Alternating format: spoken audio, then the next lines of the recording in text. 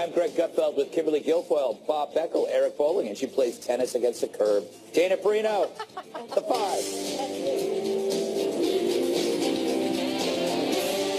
They all tend to blend. I know. At a dinner with the press, the ambassador from Afghanistan was asked about Donald Trump. He said he was warned to keep it short when talking to Mr. Trump because of his short attention span. But when they did finally speak, he was delightfully shocked. Donald Trump asked 3 questions that President Obama never did. 1, how can you win in this fight against terror? 2, what do you need to become financially independent? And 3, how can American business invest in your country? The ambassador's conclusion, Donald Trump wanted to win, whereas before President Obama just didn't want to lose. The hesitancy over commitment was gone, but also Trump happened to listen to his answers.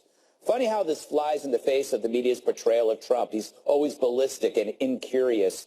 And President Obama, he's just so much more giving, so much so he looks fantastic even when he's losing his shirt. Meanwhile, Trump's going full salesman as he fixes Obamacare, meeting with congressional leaders, working his phone, holding listening sessions, lunching with old rivals. It's in his blood, sales, which is good. Trump has something to sell that is way more complex than a lie about keeping your doctor. What a contrast. Trump is feisty but flexible. Obama, cool but rigid. But he had no reason to bend. The media already bought into his shtick. His giddy fan base ate up every white-coated lie. Obamacare was a lemon, but the media were his lemon heads. So in a surprising turnabout, it's Trump who's listening and critics who refuse to hear. The press won't notice, but somehow the economy has. Guess which one you should care about? So, Eric, this article is in the Independent Journalism Review. Love those guys. Yeah, it's very good. Benny Johnson. Alex and the crew. Good. He was at this dinner, and I think it offers a very rare, unique insight to the people that we are claiming to help, you know, the Afghans. I love the fact that you point out the 3 questions that President Trump asked were all business related. Yeah. And this is the thing that, you know, throughout the whole primary, the whole election season, give the businessman a chance because maybe doing things a little differently in D.C. might work. He asked about what do you need to win, number 1. Number 2, what do you need to be financially independent? And how can businesses invest in your country? Those are 3 important questions that forget Obama, maybe they've never heard those questions before. It's doing foreign policy a little bit differently, and clearly it resonated. Yeah. Dana, do you think that the ambassador said those things because of the new guy, or did he really mean it? I think he meant it. I don't think they'd have any, it seems to me they wouldn't have any incentive to say it if it wasn't true and if they didn't believe it. And I also think that, while the business aspect is interesting, I believe that President Trump is asking those questions because it's in America's national interest for Afghanistan to be successful. So for them to have a good and growing economy means that they are less likely to become a safe haven for terrorism again. And then the question becomes, then, what does success look like to you? And you can't have success militarily if you don't also have the soft power that comes from diplomacy and a strong and growing economy. I do think it will be interesting to see if President Trump will accept a recommendation from the Pentagon for more troops, because I do think that that request is probably coming, and I think there's good reason for them to consider it and probably do it. Kimberly, you look fantastic in white today. Oh, thank you so much. Yes. It's interesting. What am I, chopped liver? You look great in red, but, you know, okay, and everybody looks good. All right, Kimberly. Bob? I find it interesting that the most abrasive president is the one who relies on personal tact, you know, which comes from, I guess, from real estate deals. You know, he has to get in front of the person and then work it out, whereas Obama was like, I already know the answers, so I don't need to talk to you. Well, it's really true because he has sort of that professorial elitism that he does think that he knows better than everyone else. And that was one of the criticisms during his presidency, that he was lecturing to the American people, I know better, you do not, you are impulsive and petulant, and I'm going to show you the way. And part of this you saw was the way he handled Afghanistan and other areas, geopolitical areas that we came into conflict with. With Afghanistan, his plan was just to withdraw. When he saw that that was not going to be, you know, a good idea and there was problems there that were ongoing, what did we see him do? He essentially punted to the next presidency and said, I'm going to let them handle this. He made the most restrictive rules of engagement that cost American lives. 3 out of 4 of the lives lost in Afghanistan were under Barack Obama's presidency. That is a fact. So when you see, it is, Bob, sorry. That's what the war was. I mean, sorry. Go ahead. Okay, well, the point is now President Trump is going to have to go in there and fix this. And one of the first things he did was what he did was he turned the rules of engagement back to what they were before, which if you ask anybody who's involved in the theater there, militarily, special ops forces, that was the thing that hurt them the most. Yes, not having the resources, but being so restrictive that they weren't able to take the fight to the Taliban to begin with, which now led to this abysmal failure that we're seeing in Afghanistan. Bob, here's an easy question. Has President Obama ever admitted once that he was wrong about anything? Trump seems to be more willing to change his mind. Obama, however... That's for sure. Yeah. We agree on that. Yeah, I think we do. Let me just... I'm try to do this in the nicest way possible, but usually when people don't know anything, they ask a lot of questions. Now, the Afghans... Oh, my God. Excuse me, can I say push back right there? Yes, you can push back. Wow. You interrupt. I was Usually the last when question. people I got to listen to your book. Don't know anything, they never ask the question, otherwise they would know things. No, listen, do you think he knows anything about Afghanistan? Seriously. I don't know if he does, but I think it's amazing and perfect that he asked. Okay, I'm sorry, go ahead. That's fine. No. You're right. It's important to know what you don't know. No, I understand that. But it is important to ask these questions. I understand that. But the idea that somehow we're giving him credit for being some of this sort of diplomacy on his part, if you ask him about the health care bill when he stood up there, he wouldn't know a thing about it. Afghanistan has a very complicated history. It's driven out to the biggest powers in the world. And it's not going to get fixed. It's not going to get fixed by us. And we're going to, like the British left the Khyber Pass and the Soviets went back home, we're going to go home. So he, David points out... Okay. Oh, I'm sorry. No. Let me know when you're done. Go ahead. Well, then, let me know when you're done. Are you done? Of course. Well, Bob, he still didn't answer my question. What? When did you say he was wrong? Has Obama ever admitted he was wrong about anything, including ISIS? Yeah, I think it was pain in the side of his house in Chicago. No, he said most of the time he wasn't wrong. Okay. So can I address what Dana had pointed out, that will President Trump listen to the generals and send ground troops to Afghanistan if needed? I said more troops. It doesn't necessarily mean ground forces. More troops, but we found out today that the generals did recommend sending troops to Syria. And he went with it. And this is something he said he wasn't in favor of, but he's listening to the generals. So, Bob, it is important to listen. If you don't exactly have a complete, fully understanding of what's going on the ground in Syria in every foreign theater, it's good to hear and listen to your generals. I think we're saying the same thing. He doesn't know what he's doing. So No, we didn't say that. We didn't say that. The point is, smart people... You think he knows something about Syria? Well, I'm telling you that he wants to succeed. If you know anything about Donald Trump and you know him personally for many years, like I do and many people do that have had interactions with him in the business environment, he is going to equip himself with the facts to be able to succeed. He's not going to go into the presidency to then say, oh, sorry, I didn't do a very good job and fire himself. He's going to try to get it right. And if you see, he's relying heavily on the advice of generals and people in his cabinet because he wants that type of strength and intelligence and previous success from people who actually know what they're doing so he can incorporate that into his foreign policy plan. And following up by asking questions so that he can learn, so that he can make good decisions. That's what a president should do. Just out of curiosity, what do you think he was talking about how you do business in Afghanistan? I mean, if I were the president of Afghanistan and he said that to me, I'd say... Every president, every foreign leader should be asking that question. Yeah. How can we get business investment to come to our country? Because when you have that, you have growth. And when you have growth, you basically solve all your economic problems. And it also bails you out. What? What are you going to do in Afghanistan? Mining.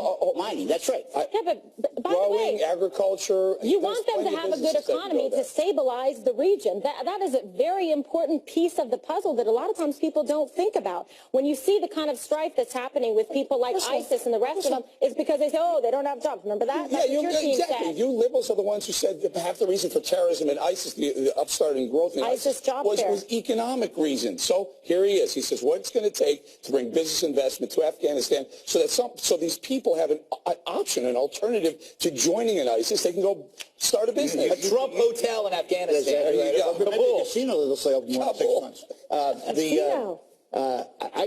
You're assuming then that George Bush and Barack Obama didn't encourage businessmen to go to Afghanistan? Did they say that?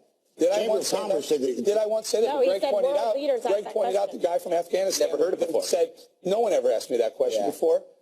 The other thing he brought up, how long has he been in office? The other thing he brought up, though, was that it was something we talked about, that President Obama would often say what he would do before he would do it, and that would drive Afghans crazy. Yeah, right. He said he said that we are leaving, yeah, and so that basically created this vacuum, and it was a problem. But the other thing is President Trump has shown some willingness, and the media has picked up on it, to change his viewpoint based on interviews or meetings that he's had. So leading up to that joint session of Congress speech, he had 2 weeks worth of meetings with CEOs.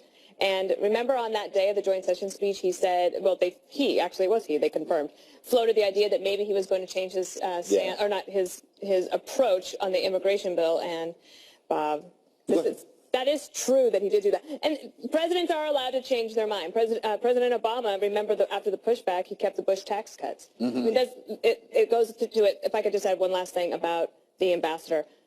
One of the ways that you develop good relationships is by showing an interest in somebody else, like maybe ask them, ask their opinion about something. It doesn't happen all the time, frankly.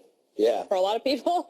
So I think that is, from his business perspective, that is a way that you can establish a relationship. They'll probably be able to pick up the phone, call each other all the time, and that is actually good. And that helps with your soft diplomacy that you were talking about. Say we have a good relationship, pick up the phone. Soft power. It's fine. Maybe Trump can do something that every major power hasn't been able to do in 300 years in Afghanistan. I doubt it. No, I get he grows opium. I get Bob's point. Nothing seems to work in Afghanistan, but at least it looks like he's listening. But also remember, the purpose of it is not just because he wants Afghanistan to have a good economy. It's actually in America's national interest. Yeah. So that you can prevent a safe haven from growing there again. All right. On that note, coming up, top Democrats in the House and Senate are urging Republicans to scrap their Obamacare repeal and replacement bill. But will their fear tack Obamacare? Some Democrats have apparently resorted to scare tactics on the American people to spook them about the Republican health care bill. If this legislation is passed and millions of people are thrown off of health insurance, not able to get to a doctor when they must, thousands of Americans will die. In terms of insurance coverage, it's immoral. In terms of giving money to the rich at the expense of working families, it is indecent and wrong. Trump care would be a nightmare for the American people, causing tens of millions to lose coverage, millions more to see the costs of health care go way up. Meanwhile, the White House announced it's working with lawmakers to shape an amendment to Ryan Care, the GOP health care bill. And I still say the GOP has two options. Jam this lousy bill through now and watch it fail at phase 2. Then you own it, Mr. Speaker. Or fix it fully right now. Then if Democrats vote it down, they're going to eat the mess that the failed Obamacare wake will leave, and it will leave a mess. Who likes it? KG, your thoughts on first of all, the White House said they're going to work with some Republicans to see if they can add amendments to the bill now.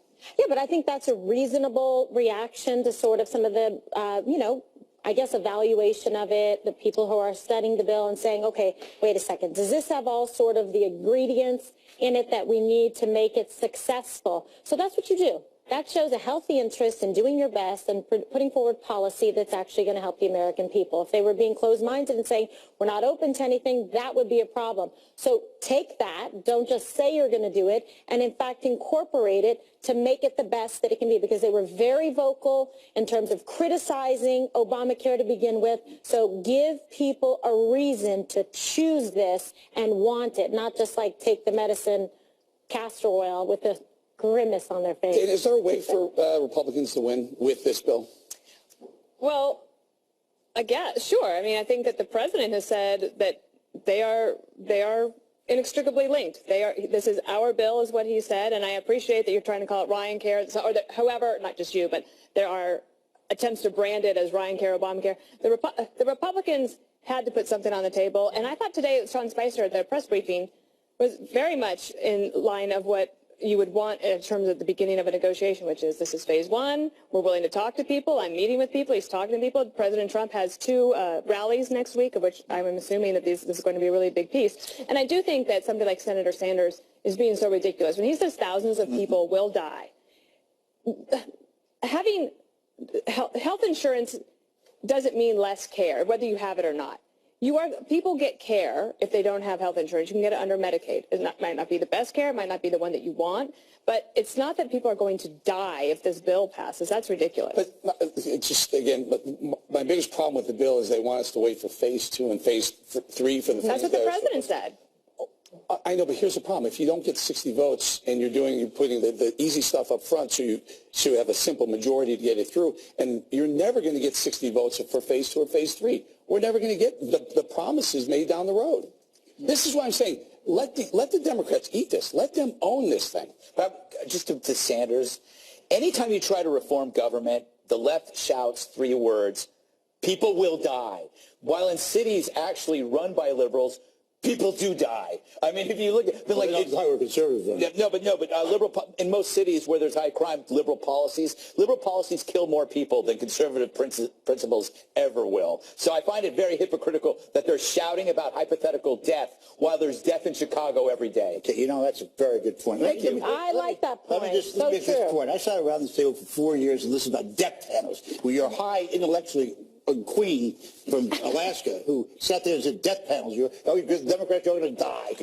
I mean, you got to be kidding me. But that's what you're talking about the hypocrites. You guys would say stuff about Obama that was much more scary than this. And the people on the Hill did, and they were stupid, and they couldn't do it right. You guys can do it. So, right. Bob, what about that idea? What about there's a compliment in there somewhere. I think he complimented us. Put phase 1, 2, and 3 all together and say this is the bill. Democrats either vote for it, or Obamacare is going to be yours to eat. Yeah, but you and I both know this gets down to a couple of fundamental questions, which legislatively are not that well negotiated. It's Medicaid expansion, and that's how they're going to be. Here's my point. Let the Democrats eat this. Let them vote The down. president's already said that would be the irresponsible thing to do. He said, I could do that. It'd be politically expedient, but I wouldn't do that. So I don't think it's easy for him then now to backtrack on that. But they did. Also, Paul Ryan and the whip, they also said they were going to be able to deliver a bill that was able to pass the House, and they didn't. I mean, there is an issue. There hasn't been a vote yet. The problem is I just don't see how you could put together something and negotiate a deal where their positions are. And Medicaid is a central part of it. Well, the thing is, we're talking about health coverage. Yeah. And nothing in these bills. They really need to tackle health costs. You get the health costs to come down, the coverage has got to come down. This is an insurance bill, basically.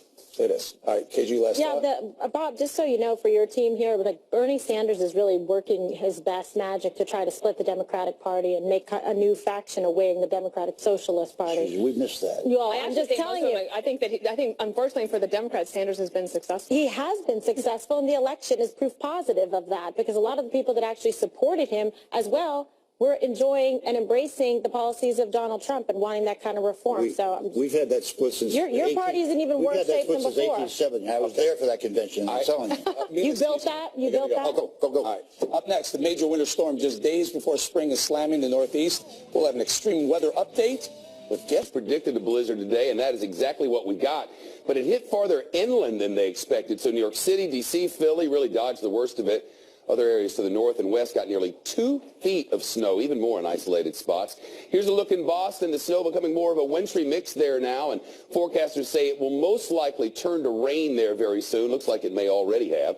Utility companies reporting the storm has knocked out power to nearly 250,000 people from Virginia to Massachusetts, so they're doing a good job getting a lot of it back up. For instance, this area here, Medford, Massachusetts, at one point, more than 90% of all customers were without power, now down to 4 customers. They've done a whale of a job. And there were some other problems associated with this huge system, actually 2 systems that converged over the Northeast at the same time. New Jersey, this is coming out of one of the coastal towns, the Stone Harbor, New Jersey, about 150 miles south of New York City. Right on the southern tip of Jersey, water taking over the streets there and people wandering around in boats today.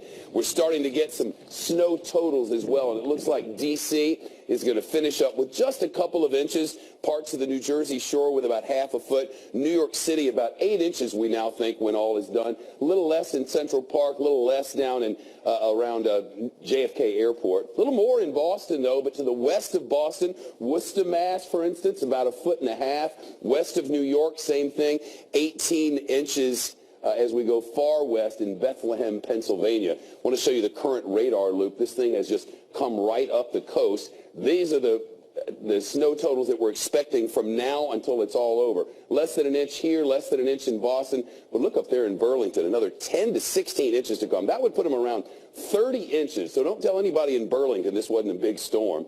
That's what's left of this, less than an inch here, still 4 to 8 in the Albany area.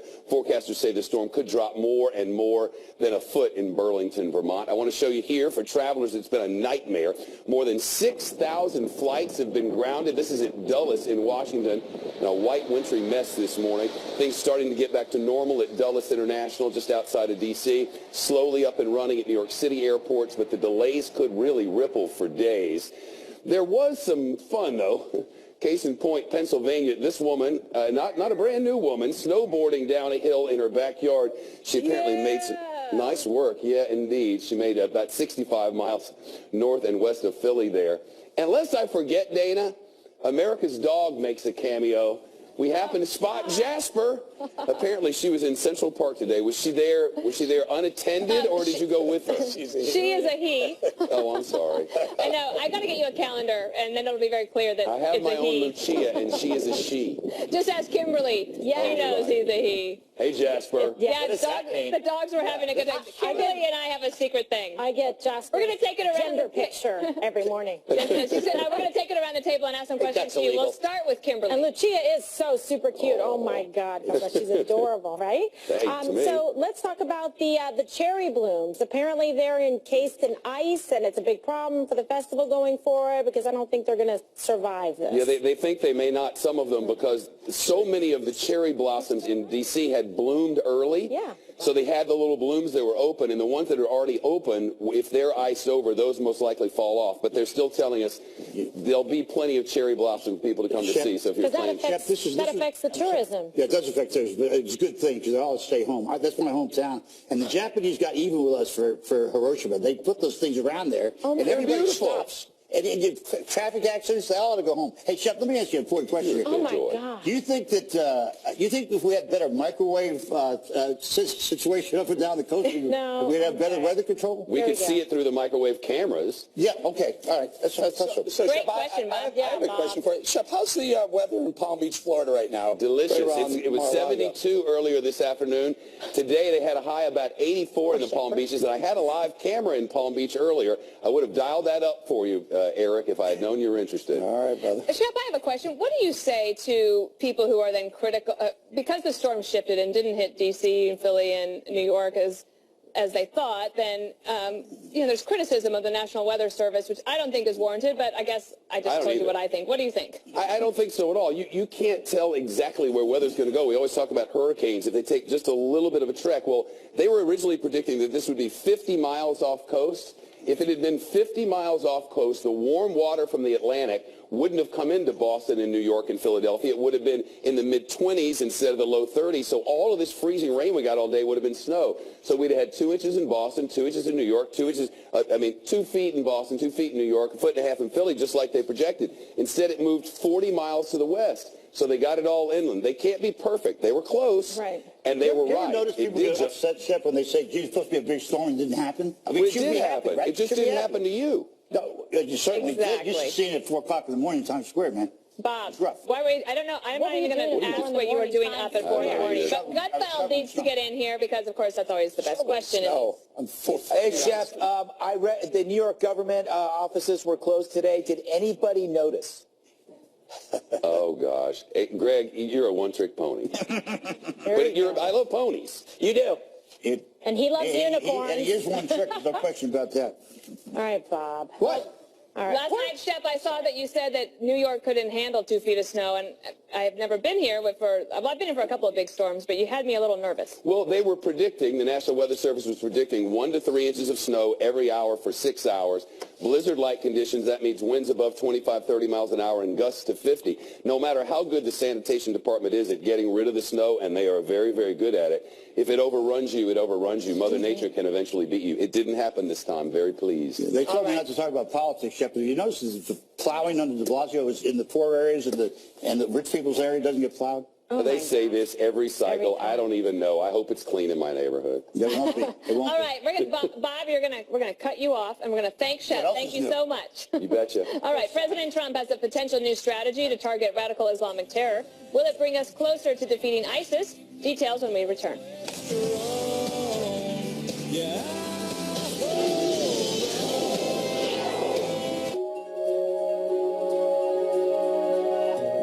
upstate because I was interested in building a career.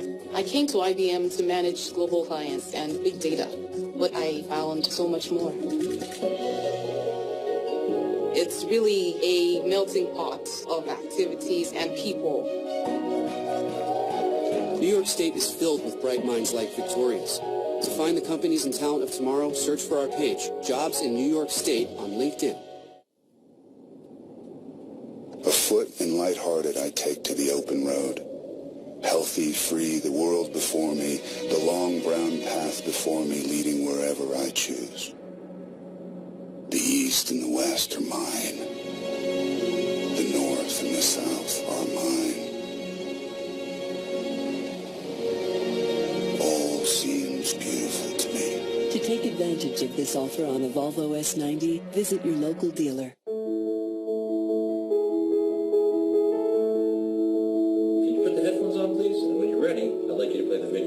Hey.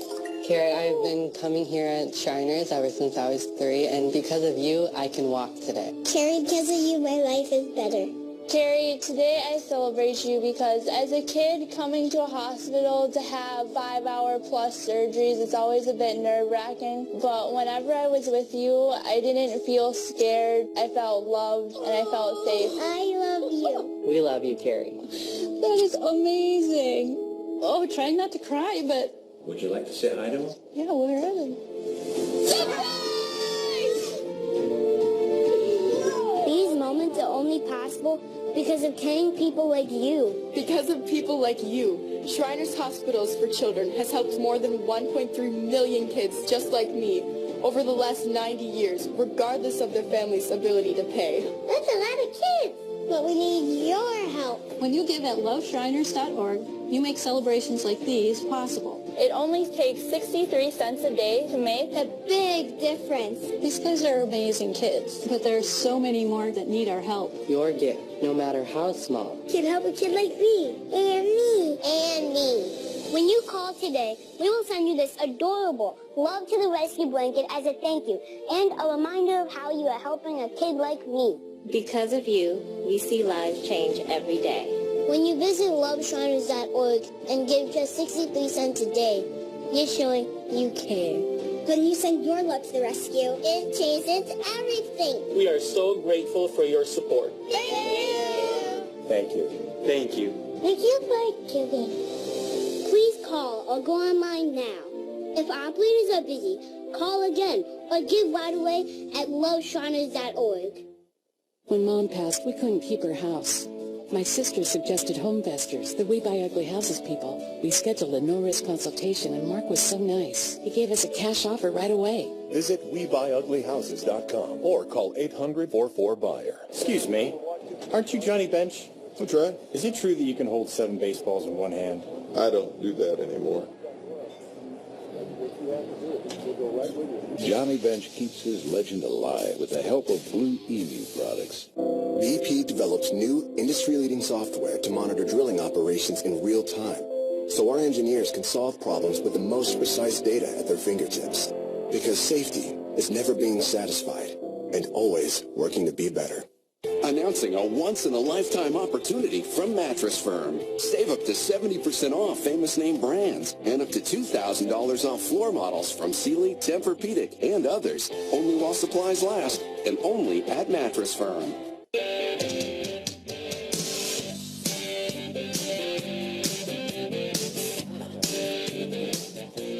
President Trump turning up the heat in the fight against radical Islamic terror. The Wall Street Journal reports the president has given the CIA secret new authority to conduct drone strikes against ISIS and other terrorists. The move is a departure from the Obama-era policy under which the Pentagon carried out the operations after the CIA identified targets. Retired 4-star General Jack Keane explains the potential change in strategy. I think the Trump administration is largely going back, not because one agency does it better than the other, but for this reason, because it's covert, it's classified, and it doesn't get discussed. When the military is conducting an operation, it's much more open, it's considerably more public. I think this is fine. This is about keeping it secret and doing it covertly and doing it in places we may not want to talk about. I think this is fantastic. I agree spot on with General Jack Keane, but then again, I do love everything about him. Isn't that true, Dana? It is true. You do. But the other thing is, he went on to say, and we didn't have to show it, that it doesn't mean that there wouldn't still be oversight from the Congress or involvement by the Pentagon. I mean, it doesn't mean that the CIA is now some rogue operation that is going to go out and do drone strikes. It just means that if the CIA has a target of opportunity, they can take it, and it doesn't have to be disclosed publicly. So, smart strategy. And it also probably, I think this also shows that there's probably a better relationship between the White House and the CIA than we have been led to believe in the last few weeks. All right, fantastic. Well, you like this move?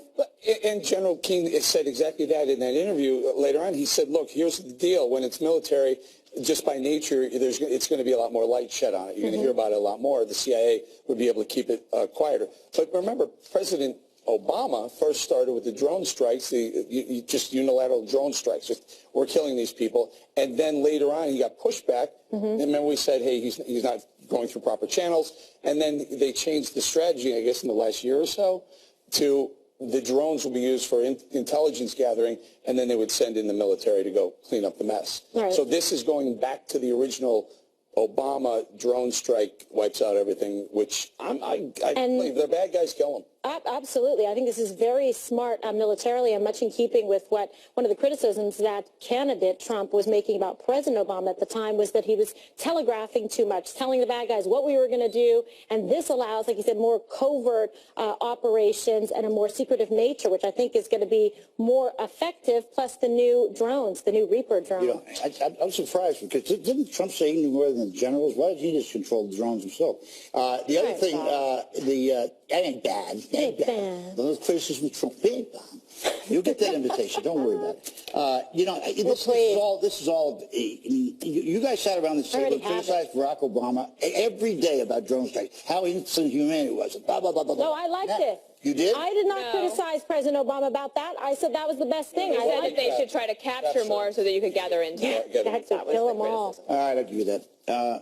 Well, we're agreeing with you. Okay, perfect. No, I mean, but you know, it's all going to go this way, right? We're going to do electronic stuff. All right, go ahead. Sorry. Don't eat up the block on my killing segment, please. No, I mean, it's interesting that as the bad guys get worse, I mean, it always seems that as we progress, evil gets even more evil. So ISIS is actually worse than a Nazi. I think, I believe that's the case. But as they become worse, our killing becomes oddly more humane. We will never repeat the world wars where we send waves upon waves of men to their deaths in horrible ways where they're blown to pieces. Now the droning is purely surgical. You know, it's like it's the equivalent of a prostate, surgery where we try to avoid the precious ligaments. We go after the people, we kill them, and we do our best not to hurt the innocent and people around us. Collateral damage. The collateral damage. But I think it's important that we are more concerned with how to kill than what to call them. So that's a refreshing return to common sense. But it is interesting. This is the way it's going to be. It's going to be technology. It's going to be fewer men on the ground, and we are going to be eliminating them. That's right. You know, by the way, ISIS is about to be blown out of Mosul, which means they're out of Iraq altogether now. And of course, you got to credit Trump on that one, right? I mean, Trump who did that, right? Yeah, of course we will. This is a show. It's on Fox. I don't know. It's a 5, and it has to be Trump. Was President Obama responsible for Bin Laden's killing? What's that? Yeah, sure. Okay, so then we can credit Trump with this Mosul win. You couldn't credit. I'm just saying, Bobby. Fine, that's fine. We could credit with Mosul. First, ask him where it is, then we'll find out. Oh boy. Honestly, I'm not going to let you ruin a nice mood about this with the CIA in charge and new drones and winter snow angel white. Perfect. All right, when we return, Senate Democrats led by Chuck Schumer are threatening a government shutdown over the funding of the border wall. Details next on The 5.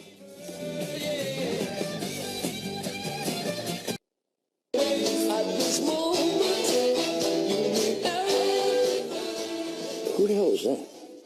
Who's that? I'm sorry. Come on, Eileen, by the Dexys. Oh, okay, good. Yes, very good.